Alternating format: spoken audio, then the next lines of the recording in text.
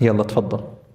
Can you go to Hajj or Umrah if you have? Very good question. Can you go to Hajj or Umrah if you have debt or mortgage? Yes, you can. Yes, you can. Debt is a misconception among people, thinking that if you go to Hajj or Umrah with a debt, your Hajj is not accepted. No, that's not true. Debts don't stop you from your Hajj being valid. However, what the scholars say is this.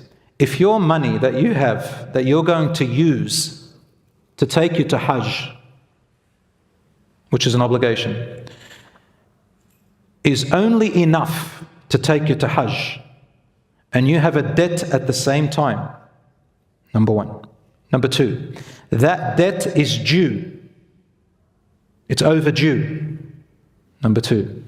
Number three, if the debt is not overdue and it's owing soon, and then you use that money that you only have, is it highly likely that when you return, you will still be able to pay the debt that is due by the time it's due? So three matters. Number one, I repeat again, if this is the only amount you have and the debt that is owing is overdue, number one. Number two, the money is only enough to cover the debt. And number three, if the debt is not due, is it likely that when you return you'll be able to pay it off? Then these are the circumstances. Number one, if it's overdue and it's the only money you have, you must pay off the debt before going to Hajj. But you can't go to Hajj, that's okay. The rights of people come before that. Then you save up again for Hajj. Number two, if you have extra money, so let's say Hajj is $30,000 and you owe $10,000 and you have $50,000. You've got $30,000 for Hajj, you've got $10,000 extra that you can give to the debt, then yes, you go to the Hajj and you pay off the debt. If the debt is owed later, then you've got to make sure that when you come back and you've used up the $30,000, that you will be able to raise the money to pay the guy or whoever you owe the rest of the money.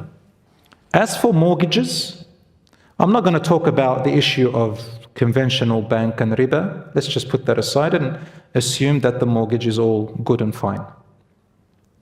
Even if it's bank and riba, that's a separate issue to what we're talking about here.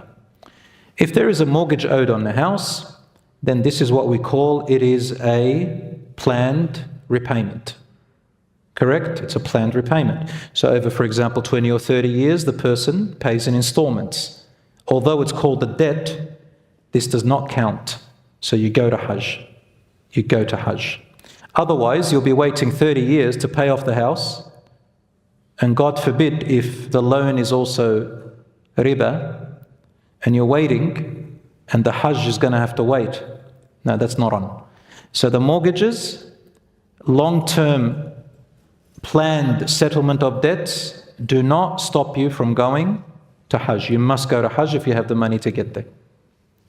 I think I made it as clear as possible. All right. And I said, right now the mortgage and riba, that's another topic. We'll stay here till Fajr if it's going to talk about that. So I understand. But what I'm saying, whether halal or haram mortgage, that's a separate topic. The answer is, can you go to Hajj? Yes. Even if it's a haram mortgage, you can still go to Hajj. Naam, of course, yeah. Riba doesn't affect your Hajj.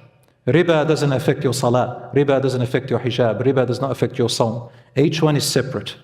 Some people think that if you have a major sin, then all your other worship is rendered void. That's not true. That's not true. Allah subhanahu wa ta'ala looks at each action. But there are some things where there is a nas, a text in the Quran and Sunnah, where if you do it, it renders the other one void. For example, if I pray without wudu, my salat is invalid. But I can pray with wudu even if I've done something haram before that. That's got nothing to do with it. A sister doesn't wear hijab. Some people say, oh, your prayer is not accepted. That's not true. Her prayer is one thing, her hijab is another. You're dealing in riba, you still have to fast, you still have to pray, and you get rewarded for it. You got it? But that doesn't mean that it makes the sin allowed. Okay? But that's all, يعني, inshallah. Maybe that's a topic for another time.